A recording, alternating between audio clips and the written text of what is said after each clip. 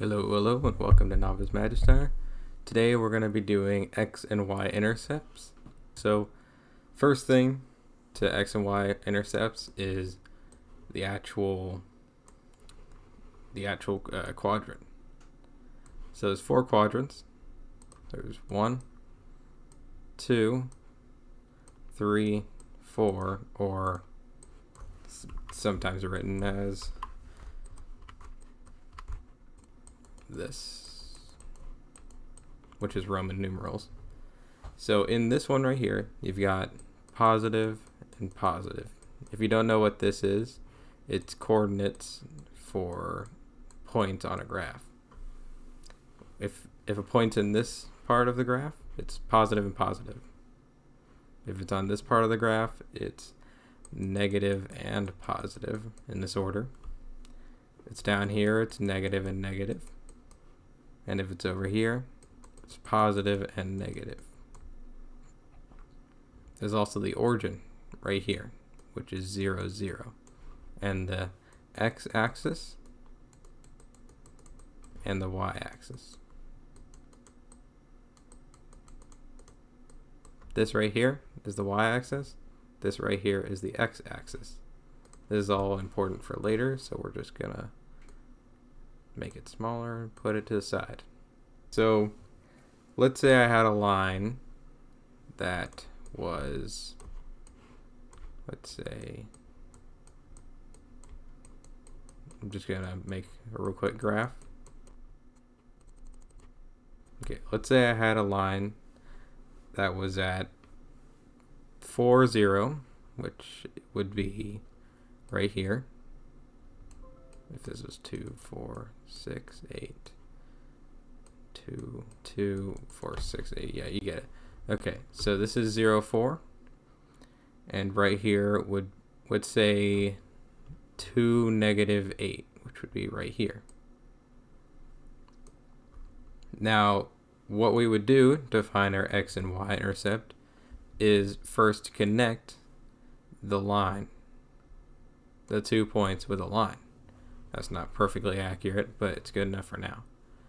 So whenever you have a better example of this would be 0, negative 8, just for simplicity. So put a line through both of them, and then look at where that line intercepts the x, which is this line, and the y, which is this line, intercepts. So right here and right here is super easy because the points already go through the axes. So our x-axis, which is this one, is 4, 0. And our y-axis is a negative 8, which would be 0, negative 8. So this is our x-axis, and this is our y-axis. So now that you get the general idea of y and x-axes, it's important to know how to get those without a graph. Let's say I had y equals 1/3 x plus 1. Now, to get the x and y intercept, most calculations would have you replace, like let's say you're getting the y-intercept the first time. To get the y-intercept, you'd make the x a 0. X equals 0. So the equation would become something like this. And then this, you can tell, is y equals 1. Y being your y-intercept. So for this equation, y equals 1/3 x plus 1. The y-intercept equals 1. And then to find your x-intercept, you do the same thing, except your y is 0. So put the 0. Multiply everything by 1 to get rid of the fraction. So 0, x plus 3. And then put this number on the other side. So negative 3. So our x-intercept would be -3. Now, let's say I had y equals 2. Now, this pretty much instantly gives us a lot of information. First of all, y-intercept is 2. You don't need to do any fancy calculations or extra steps. If y equals 2, you can take that as a fact. Y-intercept equals 2. Now, to find our x-intercept, well, there is no x to turn into a 0. And because of this, there is no x-intercept.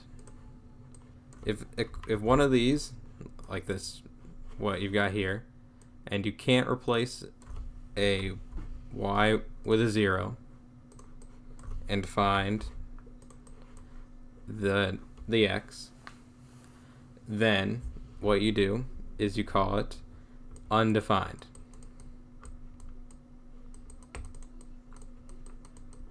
Undefined is basically saying that there is no x-intercept, or that an x-intercept would be impossible to find. Now I'm going to do one more example here. Let's say I did 3x minus 4y equals 10. Now how would we find this? Well, instead of figuring out y and x-intercepts, we first have to figure out the actual equation.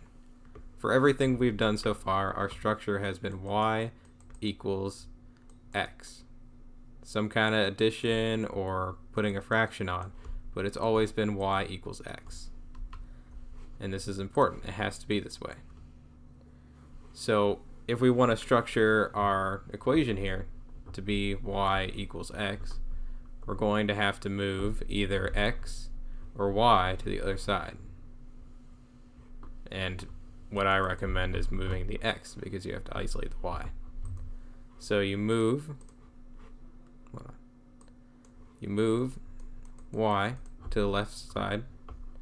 You move the x to the right side. So it's -3x plus 10. Now we must get just a y.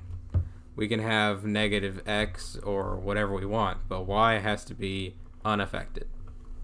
So that means we have to divide everything by -4. So we get y equals 3/4 x minus 10 over 4, or 5 over 2. And this is our equation. Now once we get our actual equation, we can do what we just did the last time. We can change this and replace the y or an x with a 0 to get the other intercept.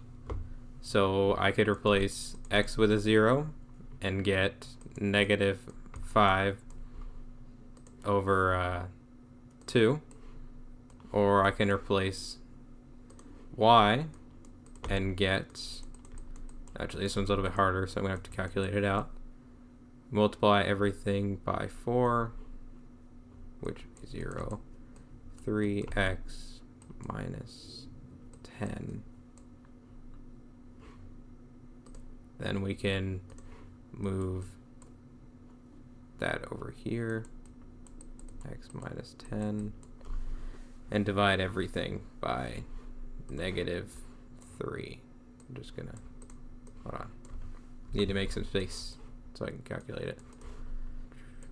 This would be x is 10 over 3. Okay, and we got all of that from our original equation, which had barely anything to resemble this. Okay, so thank you for watching. That hopefully explained some questions you had about how to calculate y-axis and x-axis intercepts. If you have any questions, don't be afraid to comment. I'm always answering questions as much as I can. Subscribe, hit the like button, and if you need more extra help, like if you're just having some really hard troubles, or you want to study with someone to get done with an exam, or you're just generally having a hard time, don't be afraid to go and contact Smart Alex, which is in the description. It's a great tutoring company where you can learn, study, and just generally get whatever help you need. Thank you for watching, and goodbye.